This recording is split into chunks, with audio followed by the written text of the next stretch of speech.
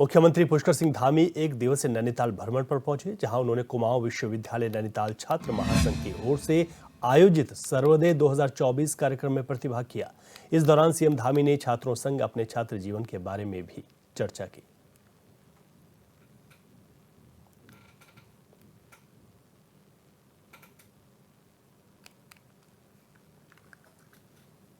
जैसे संगठनों के विचारों से परिचित होते हैं तो हमें न केवल चरित्र निर्माण, नैतिकता की सीख मिलती है, बल्कि समाज जीवन के क्षेत्रों में किस प्रकार की चुनौतियां हमारे सामने आने वाली हैं, निकट भविष्य में हमको किन किन परीक्षाओं में अपने को उत्तीर्ण करना है या उन परीक्षाओं से गुजरना है, उन जिम्मेदारियों का बोध भी हमको इस प्रकार के संगठनों में काम करने से मिलता है। साथियों, अखिल भारतीय विद्यार्थी परिषद ये एकमात्र ऐसा संगठन है जो व्यक्ति निर्माण से राष्ट्र निर्माण का कार्य करता है। विश्व में दूसरा ऐसा कोई संगठन नहीं है जिसके पास अखिल भारतीय विद्यार्थी परिषद के बराबर इतनी बड़ी फौज हो। मैं कहूं कि दुनिया का एकमात्र संगठन है जो छात्रों और शिक्षकों के बीच दोनों के मिलकर, दोनों के समन्वय से छात्रों के सर्वांगीण विकास के लिए काम करता है। मेरे युवा साथियों, हमें इस शक्ति को नए भारत के निर्माण में लगाना है। नए भारत के निर्माण में हमें अपना योगदान देना है। आज हमारे प्रधानमंत्री जी के नेतृत्व में, कुशल मार्गदर्शन में, आज जहां एक ओर युवा भारत के हर क्षेत्र में आज आगे आ रहा है, संपूर्ण विश्व का नेतृत्व आज भारत कर रहा है, वहीं दूसरी ओर पूरा विश्व भी भारत की युवा शक्ति के सामर्थ्य के आगे नतमस्तक है। आज का भारत अपने सभी युवा साथियों के लिए वो एक प्लेटफॉर्म देने का काम कर रहा है, प्रयास कर रहा है जो आपके सपनों को पूरा करने में मदद कर सके। Make in India, digital India, startup India जैसी अनेक योजनाएं आज देश की तस्वीर और तकदीर दोनों ही बदलने का काम कर रही है।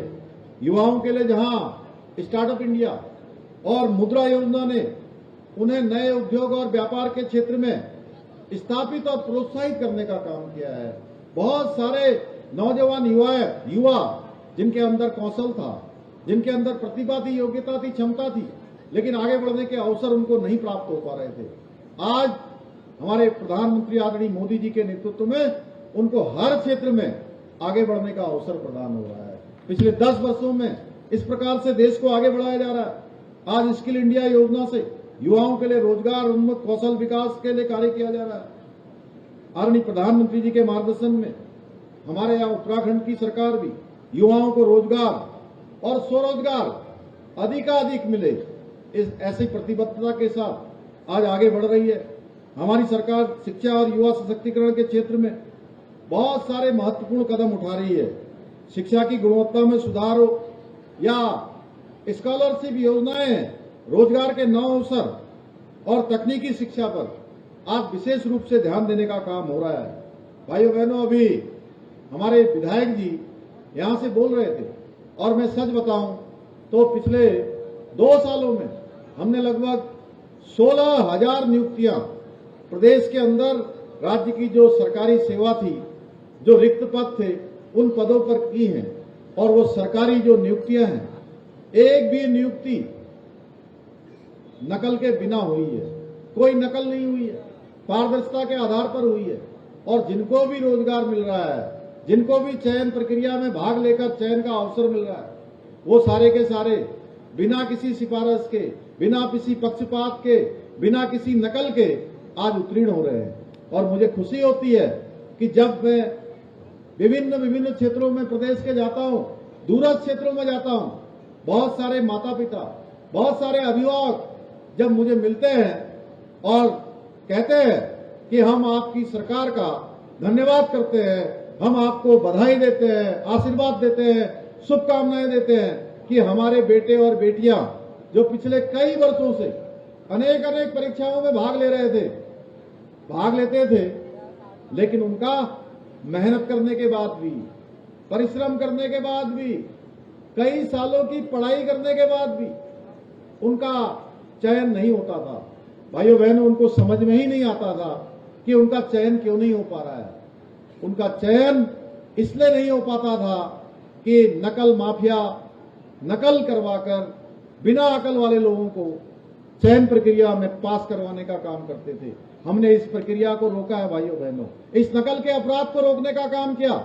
और इसमें जैसे ही हमें मालूम चला कि ये प्रदेश के अंदर हमारे युवा भाई बहनों के साथ, हमारे बेटे बेटियों के साथ, गरीब माता पिता के बच्चों के साथ धोखा हो रहा है, खिलवाड़ हो रहा है, उनकी जो मेहनत है उसकी लूट की जा रही है, डाका डाला जा रहा है, हमने कहा कि हम 1 मिनट भी विलंब नहीं करेंगे और जो भी अपराधी हैं उनके खिलाफ कार्रवाई करेंगे। हमने कार्रवाई करी और 100 से भी ज्यादा नकल में संलिप्त नकल माफियाओं को जेल की सलाखों के पीछे भेजने का काम किया। इतना ही नहीं, हमने इस प्रकार का प्रावधान कर दिया कि कोई नकल माफिया, कोई भी इस प्रकार के अपराध में संलिप्त होने वाला अब भविष्य में कभी भी इस प्रकार की गतिविधियों को नहीं कर पाएगा। इसके लिए हमने कड़ा प्रावधान किया और 3 वर्ष से लेकर उम्र कैद तक की 3 वर्ष से लेकर हमने उम्र कैद तक की सजा का प्रावधान किया है। और इसमें जो नकल माफियाओं के द्वारा अवैधानिक तरीके से अर्जित संपत्ति है, उस संपत्ति को पूरी तरह जब्त करने का भी जो है इस नकल के कानून में ये प्रावधान कर दिया है। देहरादून के मोथरोवाला में स्थित श्री गुरु राम राय इंटर कॉलेज में उत्तराखंड की लोक पर्व हरेला के उपलक्ष्य में वृक्षारोपण कार्यक्रम का आयोजन हुआ। कार्यक्रम में मुख्यमंत्री पुष्कर सिंह धामी, लोकसभा सांसद त्रिवेंद्र सिंह रावत, धर्मपुर से बीजेपी विधायक विनोद चमोली और मेयर सुनील उनियाल गामा ने हिस्सा लिया। वहीं कार्यक्रम को संबोधित करते हुए सीएम धामी ने कहा कि वनीकरण, जल प्रदूषण, जलवायु परिवर्तन जैसी समस्याएं हमारे सामने हैं और इसी को देखते हुए वृक्षारोपण का महत्व और बढ़ जाता है। सीएम ने कहा कि इसी वजह से पीएम मोदी ने विश्व पर्यावरण दिवस पर देश से अपील की है कि हर कोई अपनी मां के नाम पर पेड़ लगाए।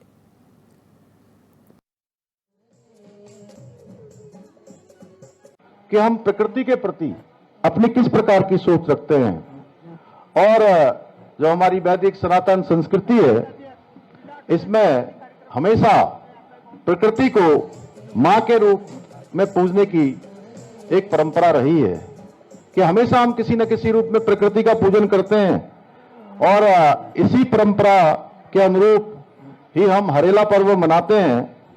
और इस पर्व पर सभी की सुख समृद्धि की कामना करते हैं और अपनी जो हमारी प्राकृतिक धरोहरें हैं, जिसके बारे में बहुत सुंदर तरीके से अभी आदरणीय त्रिवेंद्र जी ने आप सबके सामने बात रखी कि किस प्रकार से आज धीरे धीरे प्रकृति का संरक्षण जरूरी है, वह हमारी धरोहरों को संरक्षित रखने के लिए ये हरेला पर्व जैसे संकल्प लेने के पर्व हैं, जिस दिन हम इस दिशा में आगे बढ़ने का प्रण करते हैं।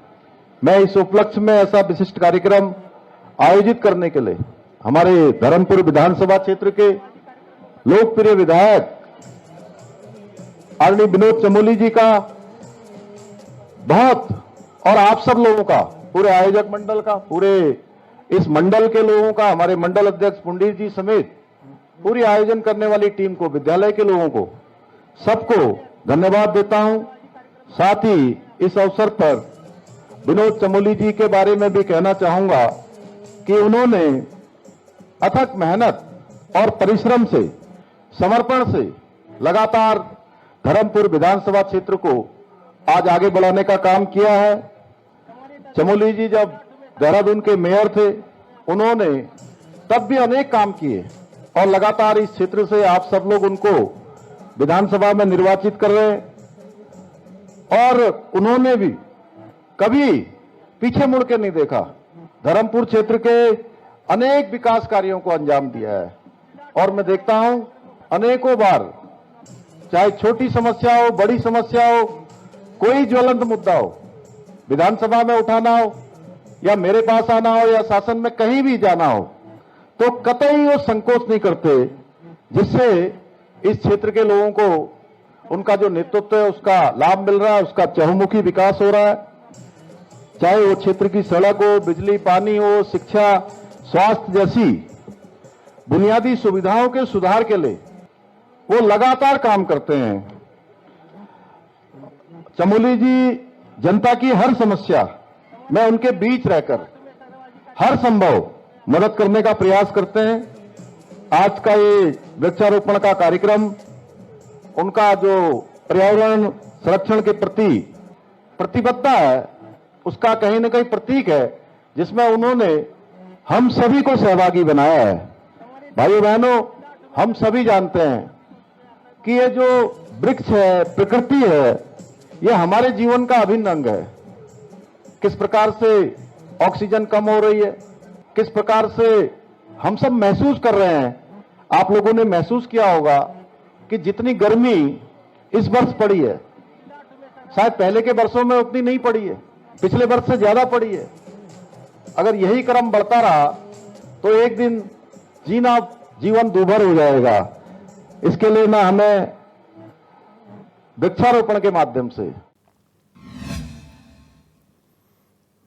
और इस वक्त सीधे आपको गोरखपुर लेकर चलते हैं, जहां पर उत्तर प्रदेश के मुख्यमंत्री बाबा राघव दास मेडिकल कॉलेज में संबोधित कर रहे हैं। ये उससे भी बड़ी बात है।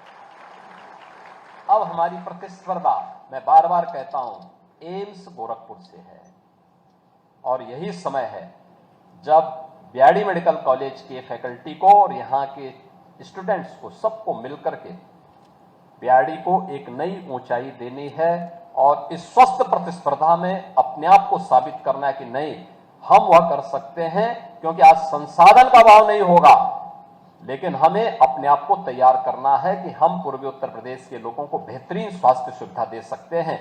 और इसके लिए आज तो सभी सुविधाएं डिजिटल प्लेटफॉर्म पर आप देख सकते हैं। स्वास्थ्य विभाग ने भी टेलीमेडिसिन के माध्यम से बहुत सारी चीजें आगे बढ़ाई हैं।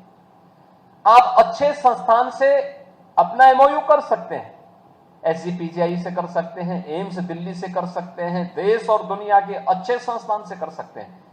और इसके लिए ऑनलाइन प्लेटफॉर्म पर आपको सुविधा प्राप्त हो सके, इसके लिए फाइनल ईयर के छात्रों को टैबलेट और स्मार्टफोन से भी आच्छादित किया जा रहा है कि आप कम से कम इस सुविधा का लाभ व्यक्तिगत रूप से भी और संस्थान के स्तर पर भी इसका लाभ ले सकें।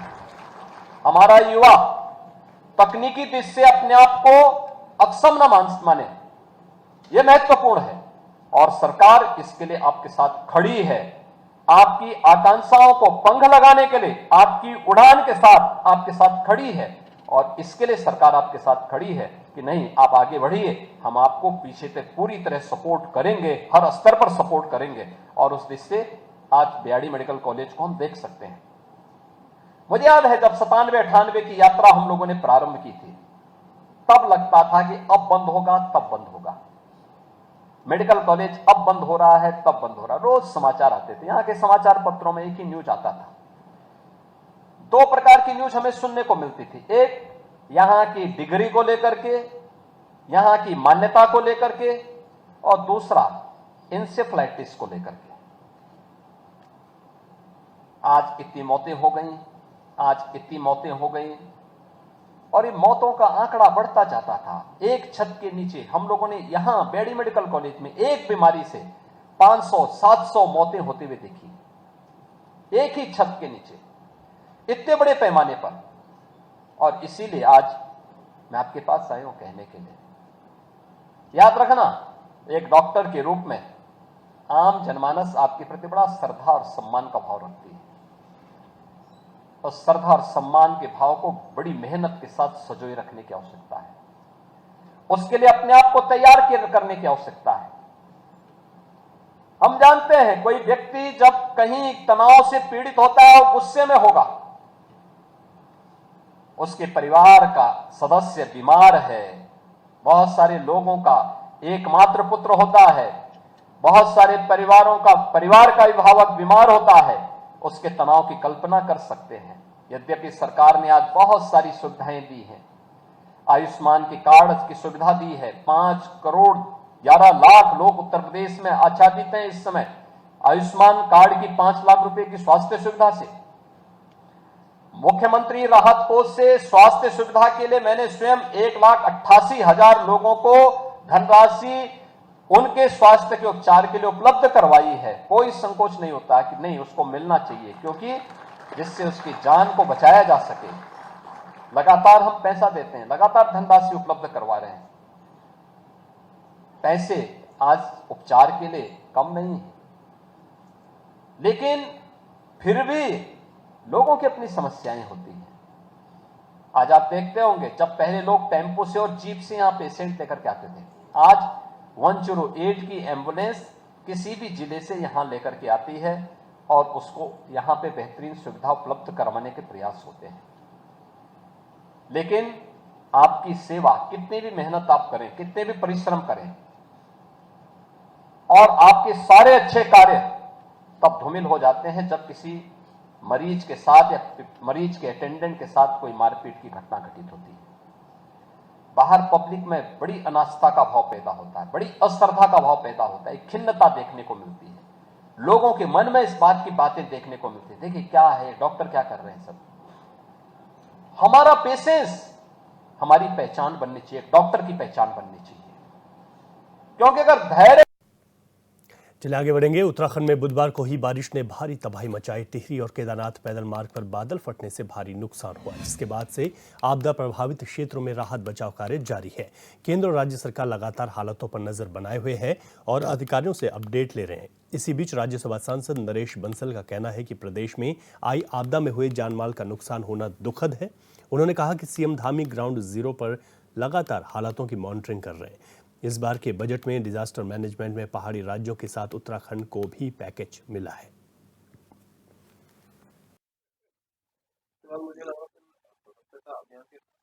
उत्तराखंड की जो विशेष भौगोलिक परिस्थिति है, आपदाएं हमारे यहाँ आती रहती हैं, और ये भी जो आपदा आई है इसके कारण जो जान माल की हानि हुई है वो भी दुखद है, उन सबके प्रति संवेदना है। और हमारे मुख्यमंत्री जी भी स्वयं ग्राउंड जीरो पर जाकर के मॉनिटरिंग कर रहे हैं। तुरंत सारी सहायता उसमें उपलब्ध कराई गई है। केंद्र सरकार से भी पूरी मॉनिटरिंग हो रही है, सहायता मिली है। और जो वर्तमान का बजट है उसमें भी डिजास्टर मैनेजमेंट में अन्य हिमालय राज्यों के साथ उत्तराखंड को भी विशेष। उत्तराखंड एसटीएफ को एक बड़ी सफलता हाथ लगी, जहां एसटीएफ ने चंपावत से एक वन्यजीव तस्कर को गिरफ्तार किया है, जिसके कब्जे से 2 लेपर्ड की स्किन बरामद की गई है। बता दें कि पिछले दिनों एसटीएफ ने हाथी दांत तस्कर को भी पकड़कर जेल भेजा था। एसटीएफ के वरिष्ठ अधीक्षक ने बताया कि उन्हें लगातार सूचना मिल रही थी कि नेपाल बॉर्डर के आसपास वन्यजीव तस्कर सक्रिय हैं। इसी सूचना के आधार पर एसटीएफ ने तस्कर को गिरफ्तार कर लिया है।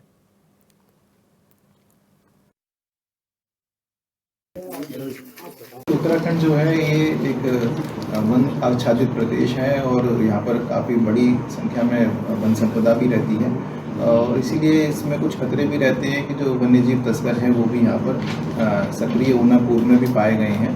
तो इसलिए जो हमारी एसटीएफ की टीम है वो लगातार इस चीज़ पर नज़र रखती है कि किसी प्रकार का वाइल्ड लाइफ ट्रेड यहाँ पर ना हो। पिछले हफ्ते भी हमने 2 हाथी दांत के साथ में 3 तस्करों को गिरफ्तार किया था, और इसमें लगातार हमारी टीम आगे भी लगी हुई थी। और उसी क्रम में चंपावत से हमने एक वन्यजीव तस्कर को पकड़ा है और उसके कब्जे से 2 गुलदार की खाल बरामद हुई हैं, और ये कहीं ना कहीं बेचने की फिराक में था और बेचने के लिए लेकर जा रहा था। तो उसके द्वारा हमारे द्वारा इसको पकड़ा गया है और इसमें देवीधुरा जो फॉरेस्ट रेंज है वहाँ पर मुकदमा पंजीकृत